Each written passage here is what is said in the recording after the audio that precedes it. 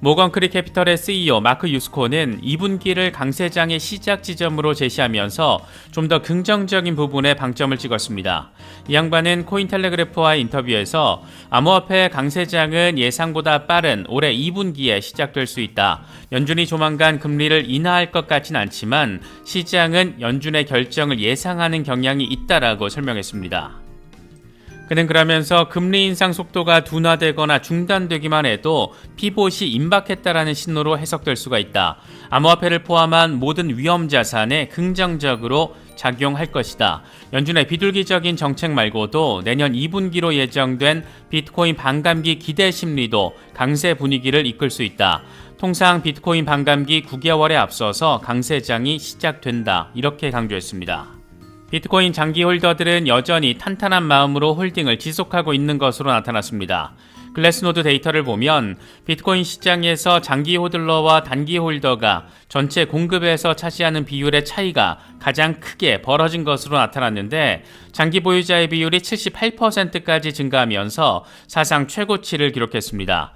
통상 장기 홀더는 6개월 이상, 반대로 단기 홀더는 6개월 미만 보유를 의미하는데 장기 홀딩 물량이 는다라는 것은 그만큼 시장에 매물로 나오는 물량이 줄어들 수 있다는 것을 의미하기 때문에 매도 압력을 낮추는 부분, 다시 말해서 가격 상승 가능성과 그 기대감을 보여주는 부분으로 해석되곤 합니다. 지금 비트코인과 증시가 2월 들어서 조정 양상을 보이고 있는 것은 미국의 고강도 긴축 정책에도 불구하고 노동시장 상황이 활황을 보인다는 점이 확인됐기 때문입니다. 이와 관련해서 월스트리트 저널은 고용보고서 충격으로 인해 연준이 더 오래 금리 인상을 추진할 가능성이 커졌고 연내 금리 인하는 사실상 물 건너갔다라고 보도했습니다. 실업률은 무려 64년 최저치를 확인할 정도로 미국 경제가 여전히 건강하다라는 점이 확인되며 미국 경제가 연착륙할 가능성이 조금은 더 높아졌고 이에 따라서 하반기에 금리 인하에 나설 수도 있을 거라는 시장의 기대감에 완전히 찬물이 끼얹어진 상황입니다. 이와 관련해서 크레딧 스위스의 수석 이코노미스트 제레미 슈와츠는 올해 연준이 금리 인하를 시작하려면 두 가지 시나리오 가운데 하나가 실현돼야 하는데 심각한 경기 침체 또는 인플레이션 목표치 2% 달성 이것 중 하나가 나와줘야 한다. 그런데 지금 상황에서는 이 두 가지 중 어느 것도 실현 가능성이 없어 보인다라고 분석했습니다. 경기 침체의 가능성도 상대적으로 지금 상황에서는 일단 낮아졌다라고 볼 수 있고 인플레이션 2% 목표 달성 가능성은 더더욱 낮을 수밖에 없기 때문에 올해는 추가적인 금리 인상이 벌어질 가능성이 조금은 더 높아졌고 그래서 올해 안에 금리 인하가 단행될 가능성은 좀 더 낮아졌다 이렇게 볼 수 있다는 겁니다. 지금 상황에서는 하반기로 접어들면서 금리 인상 중단 이런 소식만 나와줘도 다행이 아닐까 생각됩니다. 거시경제 환경이 어려운 상황을 보여주면서 단기적으로 시세적인 흐름이 역시 어려운 모습을 확인해주고 있지만 암호화폐 블록체인 산업 주변에서 돌아가는 상황을 보면 꽤나 전폭적인 일들도 벌어지고 있습니다. 먼저 세계 최대 재무설계 자문기업인 드비어 그룹이 최근 설문조사한 내용을 보면 120만 달러 이상의 투자 자산을 보유한 고객들 이 가운데 82%가 지난 1년 동안 암호화폐 투자에 대한 조언을 구한 것으로 나타났습니다. 이들 갑부들은 암호화폐를 투자 포트폴리오에 투자하는 것이 적합한 것인지에 대해서 재무관리자에게 자문을 구했다라는 건데 이와 관련해서 나이젤 그린 CEO는 고객들은 비트코인 등 암호화폐가 돈의 미래라고 인식하고 있고 과거에 머물러 있기를 원하지 않았다 이렇게 평가를 냈습니다. 갑부들 돈 들어오는 소리가 들리는 것은 괜히 기분 탓만은 아닌 것 같습니다. 요즘 말의 공신력이 많이 떨어지긴 했지만 부자 아빠 가난한 아빠의 저자 로버트 기요사키가 재미있는 자기 고백식의 발언을 해서 주목받고 있습니다. 이 양반은 라디오 팟캐스트에 출연해서 비트코인은 국민의 돈, 피플스 머니다 이런 멘트를 날려줬습니다. 그러면서 오늘날 시장에서 가장 뜨거운 주제는 금과 은 그리고 비트코인이다. 부동산은 더 이상 주요 이슈가 아니다. 나는 비트코인을 좋아한다. 비트코인에 대해서 자세히 알지는 못하지만 그걸 일찍 매입해서 다행이라고 생각한다. 이렇게 설명했습니다. 이래저래 기대와 우려가 교차하고 있는 가운데 시장의 흐름을 크게 좌우할 미국 경제 상황에 대해서는 여러 엇갈리는 전망들이 이어지고 있습니다. 먼저 골드만삭스는 미국의 고용 시장이 여전히 강력하고 기업 분위기 개선이 이루어지고 있다는 점 등을 근거로 제시하면서 침체 가능성이 낮아지고 있다고 분석했습니다. 블룸버그는 골드만삭스 경제팀이 앞으로 1년 동안 미국 경제가 침체에 빠질 가능성을 기존의 35%에서 25%로 하향 조정했다라고 보도했습니다. 지난달 블룸버그가 이코노미스트들을 상대로 조사를 벌였을 때 경기 침체 가능성이 65%로 나왔었는데 이번 골드만삭스의 전망은 이런 내용과 꽤 다른 분위기를 보여주는 것이어서 더 주목받는 모습입니다. 이와 관련해서 골드만삭스는 노동시장의 지속적 강세와 기업 신뢰도 조사에서의 조기 개선 시그널들은 단기 침체 위험이 현저히 줄었다는 것을 시사한다라고 설명했습니다. 그러면서 인플레이션이 급속히 둔화하고 있고 연준의 2% 인플레이션 목표에 부합되는 수준으로 임금 상승세도 꺾이고 있다라고 분석했습니다. 이어서 경기 연착륙이 가능할 것을 바라보는 연준의 견해를 지지하고 3월과 5월에 FOMC에서 각각 0.25%포인트씩 금리를 인상할 것으로 전망했습니다. 그런데 한편에서는 미국 국가부도 가능성에 대한 우려가 다시금 고개를 들고 있습니다. 이번에는 뱅크 오브 아메리카의 CEO 브라이언 모이니안이 CNN에 출연해서 아예 대놓고 미국 정부 부도에 대비해야 한다 이런 멘트를 시전해줬습니다. 이 양반은 국가 부도가 일어나지 않기를 바라지만 희망은 전략이 아니다. 만일의 사태의 준비를 하고 있어야 한다라고 강조했습니다. 사실 이런 멘트가 나올 법도 한 것은 미국 정부의 총 부채 한도는 상한선이 31조 4천억 달러에 이미 도달했고 미국 의회에서는 상한선 상향을 위해서 협상이 제대로 이루어지지 않고 있는 상황입니다. 바이든 행정부와 민주당은 부채 한도를 증액하는 법안을 무조건 통과시켜야 한다라고 요구하고 있지만 공화당은 정부가 먼저 재정지출 삭감 요구를 수용해야 한다 이렇게 맞서고 있습니다.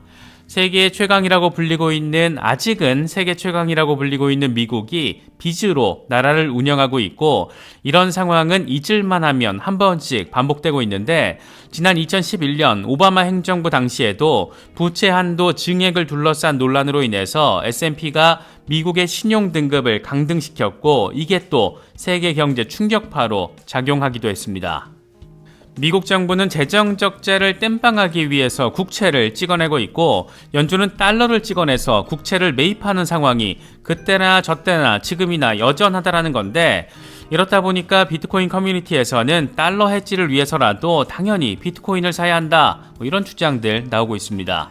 다른 건 몰라도 확실히 미국 달러 패권 중심의 시대는 이미 의미 있는 수준의 균열이 발생하고 있다 이런 부분은 강하게 느껴지는 것 같습니다.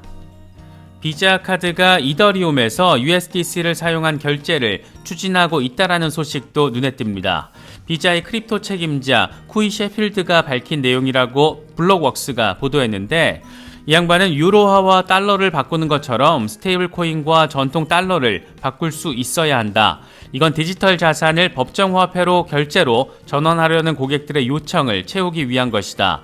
이더리움에서 USDC를 발행하고 결제에 사용할 때 어떻게 작동하는지를 테스트해왔다. 이런 방법을 쓰면 막대한 결제 수요를 처리할 수 있다라고 강조했습니다. 비자가 왜 블록체인에 공을 들이고 있는지 새삼 느껴지는 부분이기도 한데 머지않은 미래에 완벽하게 바뀌게 될 돈의 사용 방식에 대해서도 생각해 볼 수 있는 것 같습니다. 지난해 리플 소송에서 리플을 지지하는 제3자 법정 증언 아미커스 브리프를 제출한 곳 중에서 리퍼 파이낸셜이라는 곳이 있습니다. 이 회사는 XRP 레저 기반으로 자체 토큰도 발행한 곳인데 이 회사의 CEO 패트릭 라일리는 올 초에도 재미있는 멘트로 주목을 받았습니다. 중국이 지난 몇 년 동안 비트코인을 조작해왔다. 그들은 미국에서 XRP가 채택되는 것을 바라지 않는다. 그들은 XRP가 미국을 망하게 하지 않는다라는 것을 알고 있기 때문에 리플 소송은 그래서 단순한 법원 소송이 아니라 전쟁이다. 이렇게 멘트를 날려줬습니다.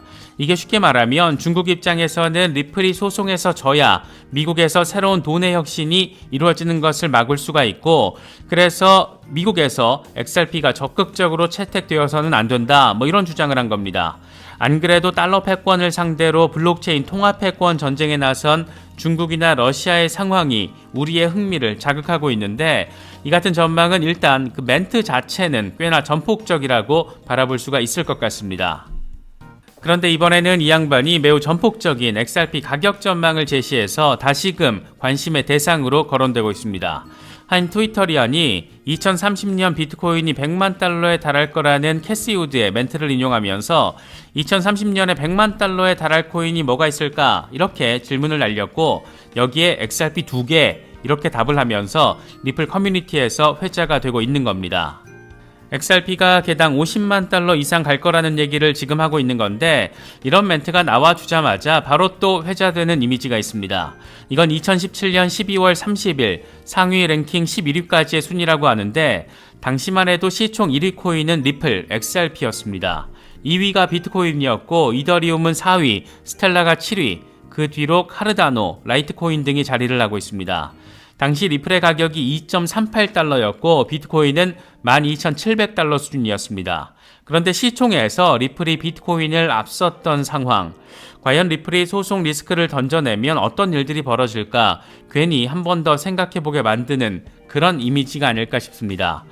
50만 달러, 100만 달러 이런 다소 비현실적으로 느껴지는 수준의 방점을 찍는 것보다는 이렇게 분명한 역사적인 과거 상황과 지금 SEC로 인해서 덫에 빠진 리플의 상황은 여러모로 생각할 거리들을 많이 안겨주는 그런 부분입니다.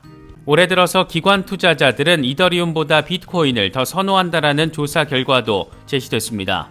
아케인 리서치 보고서를 보면 CME 비트코인 선물 미결제 약정은 올해 6% 증가했는데 이더리움 선물 미결제 약정은 29% 감소한 것으로 나타났습니다. 이에 대해서 아케인 리서치는 1월 랠리를 비트코인이 주도했다라는 것을 알 수 있는 부분이라고 설명했습니다.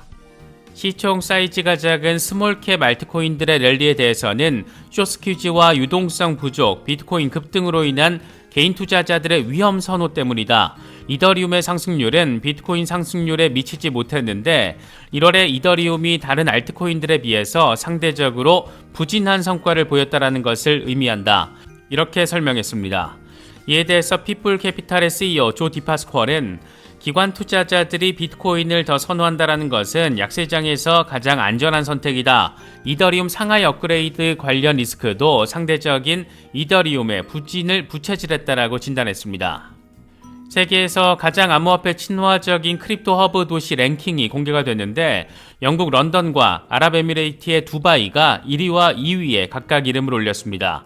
아시아의 크립토 허브로 불리는 싱가포르가 4위, 싱가포르를 제끼고 크립토 허브가 되겠다라며 요즘 난리를 피우고 있는 홍콩도 7위에 이름을 올렸습니다. 30위권에 들어간 도시들을 보면 뉴욕, 로스앤젤레스, 삿포로, 오사카, 쿠알라룸푸르 등이 포함되어 있는데 우리나라의 도시들은 단 한 곳도 포함되지 않았습니다. 이번 조사는 디지털 자산 세금 서비스 리캡이 세계 주요 도시 200곳을 대상으로 암호화폐 ATM, 암호화폐 분야 종사자, 암호화폐 기업 등을 기준으로 조사해서 평가했다라고 합니다.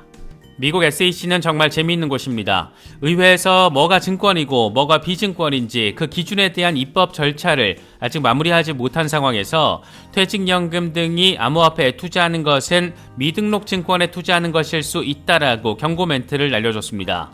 SEC는 개인 퇴직연금 계좌를 통해서 펀드와 ETF 등에 투자할 수 있도록 하는 SDIRA 제도가 암호화폐 투자를 제공하게 하는 경우가 있는데 해당 암호화폐들은 SEC에 등록하지 않거나 등록 면제에 해당하지 않는 증권일 수 있다. 그래서 투자자가 투자 결정을 내리는 데 필요한 완전한 정보를 제공하지 않을 수도 있다라고 주장했습니다. 이어서 암호화폐 자산거래 플랫폼 가운데 상당수가 스스로를 거래소라고 부르는데 이건 투자자들에게 SEC에 등록했다라는 잘못된 인상을 줄 수 있다라고 덧붙였습니다. 이게 진짜 재미있고 요것들 진짜 골 때리는구나 싶은 생각을 갖게 만드는 것은 당장 블록파이만 하더라도 SEC에 등록된 규제받는 플랫폼이었지만 결국 결과는 FTX 여파로 인한 파산이었습니다. 등록을 해도 파산, 등록을 안 하면 증권일 수도 있다라고 위협. 대체 이 기관은 진짜 정체가 뭘까? 그런 생각을 갖게 만드는 부분입니다. 기존에 가지고 있던 규제 권한이 축소되거나 앞으로 더 큰 권한을 가질 수 있는 분야를 놓치면 절대 안 된다라는 압박이 이렇게 미국 최대 규제 기관으로 불리는 SEC를 이렇게나 우스꽝스럽게 만드는 건 아닐까 여러 생각을 갖게 만드는 것 같습니다. 증시와 비트코인이 이렇게 급등 뒤에 발목 잡힌 흐름을 확인해 주다 보니까 다시금 약세장에 대한 분석들도 제시되고 있습니다. 이번에는 골드만삭스가 투자자들의 낙관적인 전망과 달리 여전히 약세장은 끝나지 않았다라며 세 가지 시그널을 분석했습니다. 첫 번째로 제시된 것은 장단기 금리 역전 현상입니다. 미국의 2년 국채 수익률과 10년 국채 수익률의 역전 현상이 여전하다라는 건데 현재 장단기 국채 수익률 역전 차이는 0.7%포인트로 최근 10년 사이 가장 큰 폭의 차이를 확인해주고 있습니다.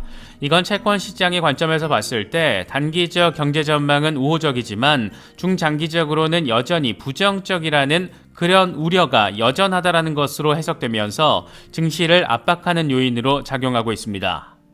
두 번째로는 금 가격이 근거로 제시됐습니다. 금값은 지난해 10월 이후 계속 S&P 500과 나스닥의 상승률을 앞서고 있는데 안전자산의 랠리는 최근 주식시장의 반등이 여전히 불안하다라는 투자 심리를 느낄 수 있다라는 부분이라는 겁니다.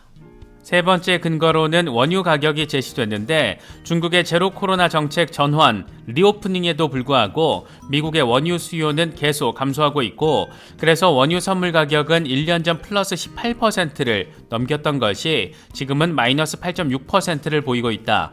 이건 미국 경기 전망이 여전히 부진하다라는 증거다. 모건 스탠리는 이렇게 분석을 했습니다. 결국 정리를 하자라면 장단기 금리 역전 현상이 해소되고 금값이 하락하기 시작하고 원유 가격이 상승하기 시작해야 증시 강세가 시작된다라는 건데 이런 내용만 놓고 보면 갈 길이 아직 좀 멀구나 싶은 그런 생각이 들기도 합니다. 암호화폐 시장과 관련해서는 재미있는 소식도 더해졌습니다. 이번에는 독일 최대 상업은행으로 꼽히는 도이체방크 산하의 자산운용사 DWS가 암호화폐 기업 두 곳과 투자 협상을 진행하고 있다라고 블룸버그가 보도했습니다. DWS가 협상 중인 기업은 도이치 디지털 에셋과 트라디아스인데 이들 기업의 지분 인수와 관련한 대화가 지금 오가고 있는 것으로 알려지고 있습니다. 이게 근데 되게 재밌는 건 도이체 디지털 에셋의 경우에는 암호화폐 ETP 상품을 제공하는 그런 기업이기 때문입니다. 기성 레거시 금융도 결국 살아남기 위해서 미래 밥그릇을 지금이라도 제대로 확보하기 위해서 꽤나 적극적으로 움직이고 있는 상황을 느낄 수 있는 그런 부분입니다. 이더리움의 경우에는 3월에 상하이 업그레이드를 앞두고 있다 보니까 확실히 이더리움에 대한 긍정적인 전망들이 여기저기서 나오고 있습니다. 먼저 이더리움의 공동 창업자이자 지금은 이더리움 인프라 개발사 컨센시스 CEO로 일하고 있는 조셉 루빈이 미국에서 이더리움이 증권으로 분류되지는 않을 거라고 밝혔습니다. 이더리움이 미국에서 증권으로 분류될 가능성은 차량 공유 서비스 우버가 불법이 될 만큼 가능성이 낮다. 그렇게 될 경우 암호화폐 커뮤니티뿐만 아니라 정치인, 특정 규제 당국의 반발이 엄청날 것이다. 이더리움은 계속해서 충분하게 탈중앙화되고 있다라고 강조했습니다. A16G의 창업자 마크 안데르센의 경우에는 비트코인이 발전을 멈췄다라는 점을 강조하며 이제는 이더리움에 주목해야 한다라고 주장했습니다. 이 양반은 이 비트코인이 일종의 기술 혁신인 것은 맞지만 기본적으로 발전을 멈췄다. 이제 이더리움으로 눈을 돌릴 때다. 이더리움이 향후 변혁의 중심이 될 것이다. 지금 이 순간 최대 프로젝트는 비트코인이 아닌 이더리움이다. 이건 또 다른 말로 하면 비트코인보다 웹3가 중요하다라는 얘기고 웹3에서 비즈니스를 만들고 수익을 내고 거래할 수 있기 때문이다. 이렇게 강조했습니다. 산업 안팎으로는 분위기가 산만하지만 중장기적으로 봤을 때는 의미 있는 소식도 더해졌습니다. 주인공은 비자입니다. 이번에는 암호화폐 결제 플랫폼 와이어렉스와 전략적인 파트너십을 확장하면서 유럽에 이어서 APEC 국가들 40개국에서 암호화폐를 이용한 쥐뿔 카드를 출시하기로 했습니다. 이와 관련해서 핀볼드는 500만 명 이상의 고객을 보유한 와이어렉스에게 이번에 있어서는 이 새로운 이정표가 만들어진 것이라고 평가했습니다. 영국을 최대 고객 기반 지역으로 하고 여기에 APEC 지역에서의 성장세를 감안한다라면 충분히 이해할 수 있는 그런 부분입니다. 특히나 우리의 눈길을 사로잡는 것은 와이어렉스가 비자와 함께 이런 작업을 하게 됐다는 건데 잘 알고 계시는 것처럼 비자는 이미 암호화폐 지갑, 메타버스 등에 대한 상표를 출원한 상태로 꽤나 적극적으로 이 시장에 이미 들어와 있는 상태입니다. 최근에는 비자가 이더리움에서 USDC를 사용한 결제를 추진하고 있다라는 소식도 관심을 받았었는데, 이와 관련해서 비자의 크립토 책임자 쿠이 셰필드는 유로화와 달러를 바꾸는 것처럼 스테이블 코인과 전통 달러를 바꿀 수 있어야 한다. 이건 디지털 자산을 법정 화폐 결제로 전환하려는 고객들의 요청을 채우기 위한 것이다. 이더리움에서 USDC를 발행하고 결제에 사용할 때 어떻게 작용하고 있는지를 테스트해왔다. 이런 방법을 쓰면 막대한 결제 수요를 처리할 수 있다라고 강조하기도 했습니다. 익명의 분석가 요다의 경우에는 비트코인이 25,000달러 근처에 있을 때는 매수하기에 비싸 보였다. 지금 21,000달러대까지 후퇴를 확인했고 많은 사람들은 더 낮은 가격을 기대하고 있다. 나는 사실 왜 사람들이 지금 같은 지지라인에서 약세, 그러니까 더 빠지는 걸 이야기하는지 도통 모르겠다. 만약 비트코인이 3만 달러에 도달한다라면 그 사람들은 되게 비싼 가격에도 불구하고 매수를 진행할 것이다. 이런 점을 설명했습니다. 가격이 쌀 때는 더 싸질 것 같아서 매수를 못하고, 가격이 비싸면 더 올라갈 것 같아서 비쌀 때 매수를 하고, 이런 개미들의 심리를 살짝 비판한 것으로도 바라볼 수 있는 그런 멘트입니다. 이번에 CPI 상황이 모호하게 나오면서 증시를 압박하는 상황에서도 비트코인이 나름 선방을 때린 것은 단연 CME 덕분이 아닐까 생각됩니다. 이게 참 우연인지 뭔지 모르겠는데 CPI 발표와 맞춰서 CME가 3월 13일부터 20달러 단위로 거래할 수 있는 비트코인 선물 1일 만기 계약을 지원한다라고 밝혔습니다. CME는 3월 13일 이벤트 컨트랙트 라인업에 비트코인 선물을 추가한다라고 밝혔는데, 이벤트 컨트랙트는 20달러 단위의 1일 만기 상품입니다. 그만큼 확실한 기관을 통해서 쉽게 접근할 수 있는 통로 하나가 생기는 겁니다.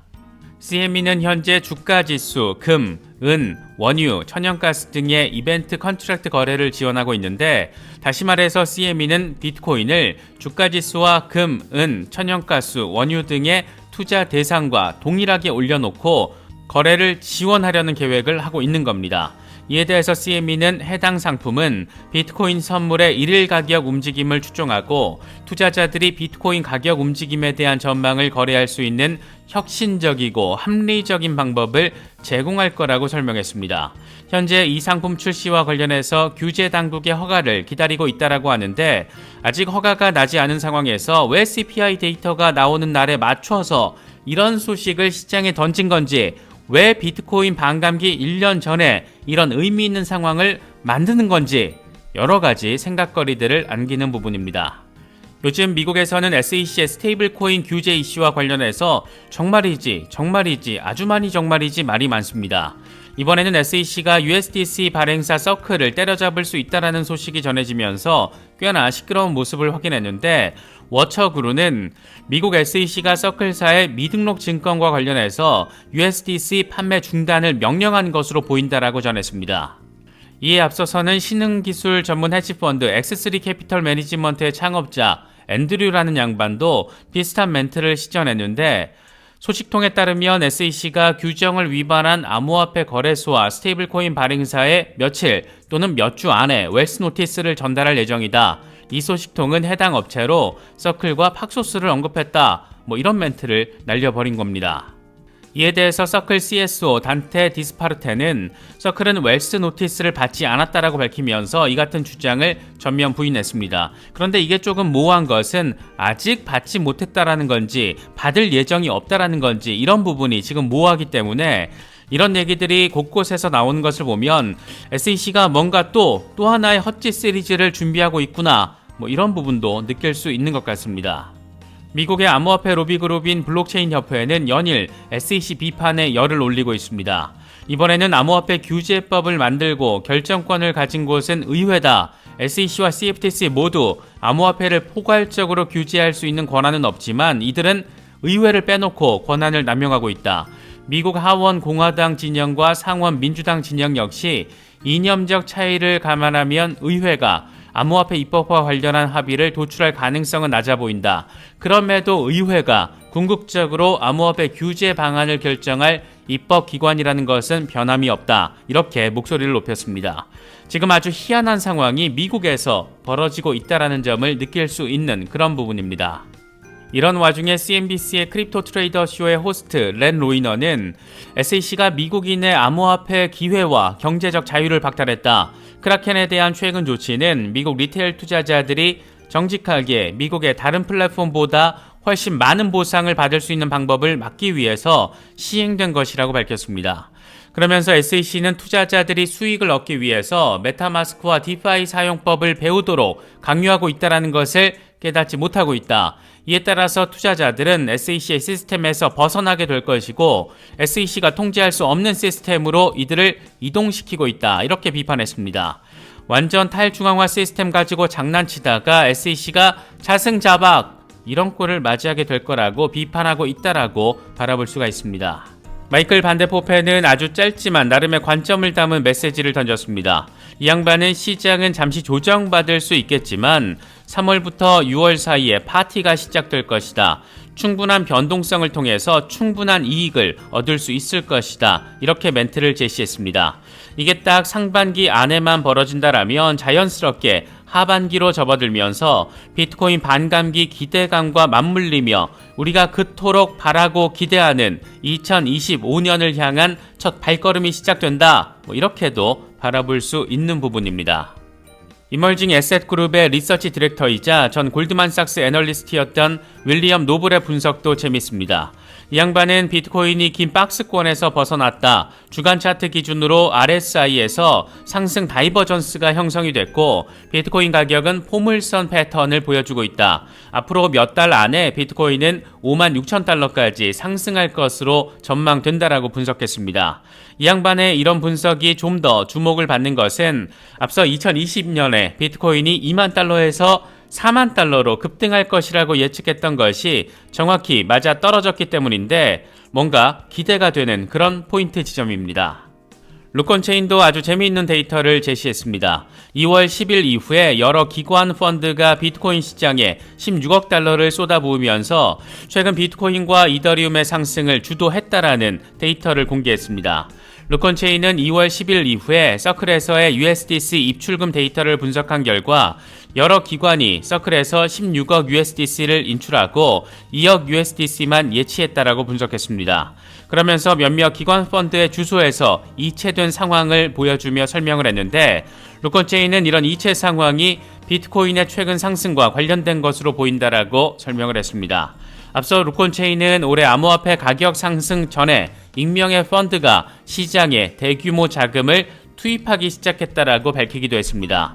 돈귀신들이 이미 움직였다라는 점 생각해 볼 수 있는 그런 부분입니다. 우리가 기대하는 강세장에서는 기술적인 패턴 흐름도 중요하지만 사실 제일 중요한 이슈 가운데 하나는 단연 중국의 진입 여부와 그 시점입니다. 그런데 요즘 홍콩 돌아가는 상황을 보면 꽤나 기대감을 갖게 만드는 부분들이 여러 존재하는 모습입니다.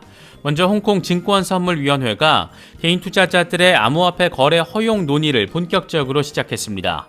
홍콩 증선위원장은 가상자산 거래소에 대한 기조, 이거는 동일산업, 동일위험, 동일규제라는 대원칙을 유지하는 것이다.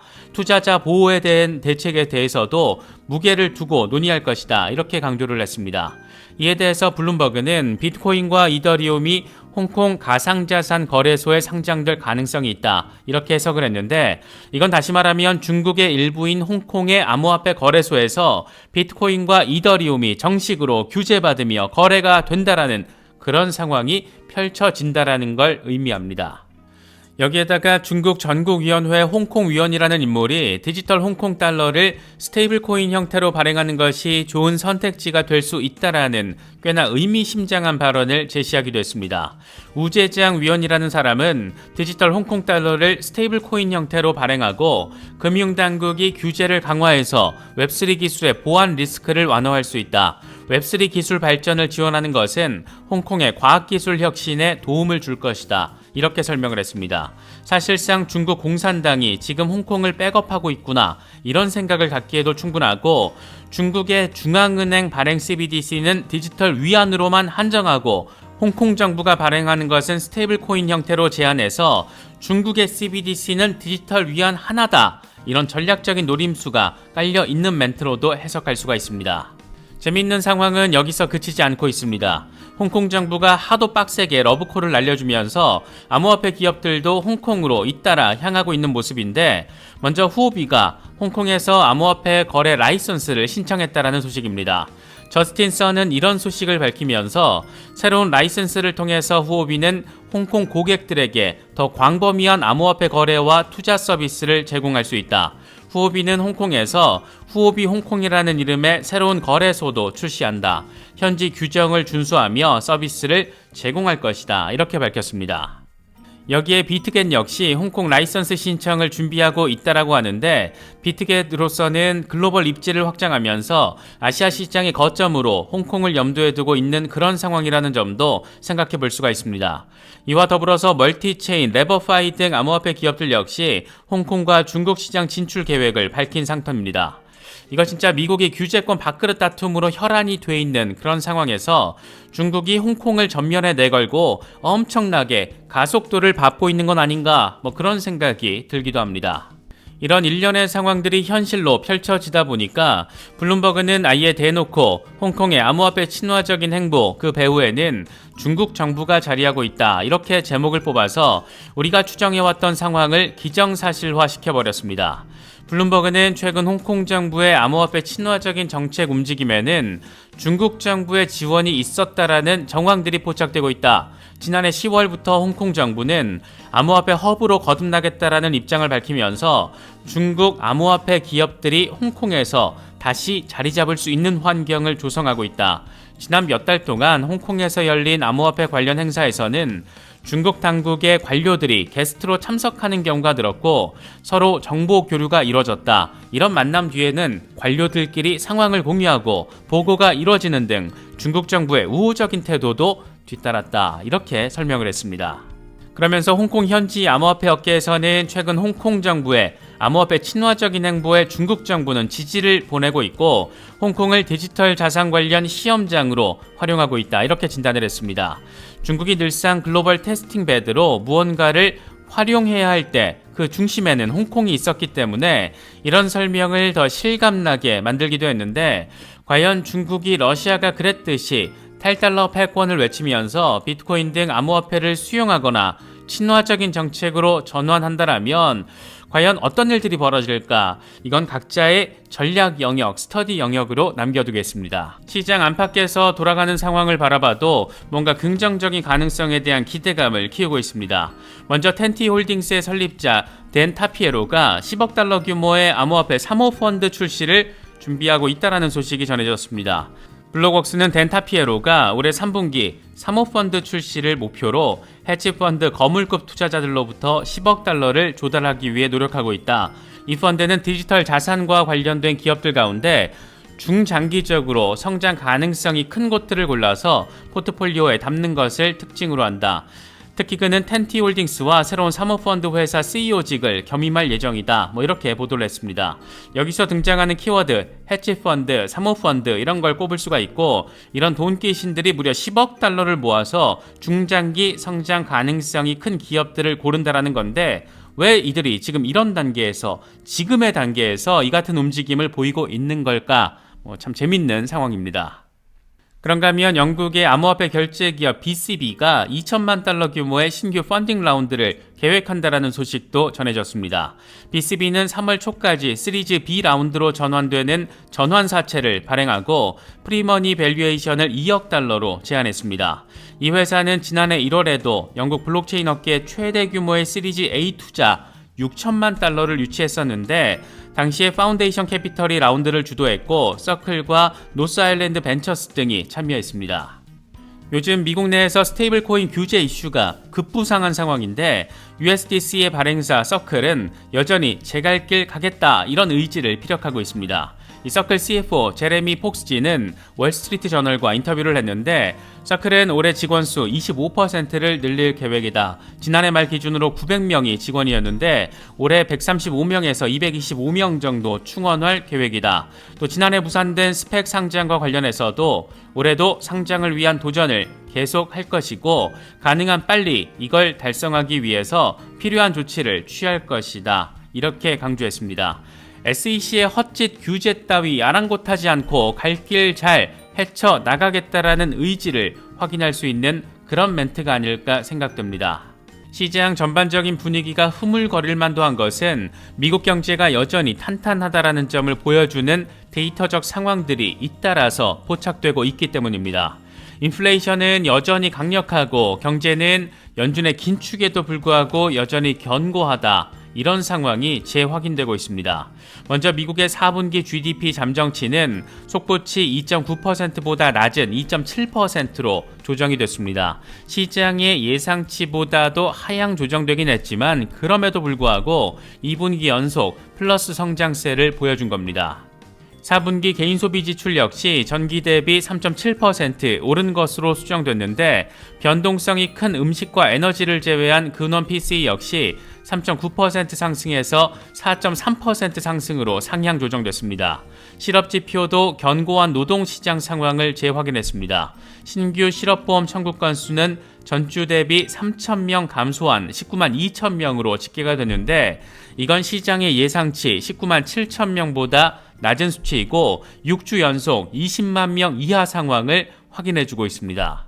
시카고 연은이 발표한 1월 전미 활동지수 역시 0.23을 보여줬는데 이건 지난해 9월 이후에 넉 달 만에 처음으로 플러스를 확인해준 겁니다.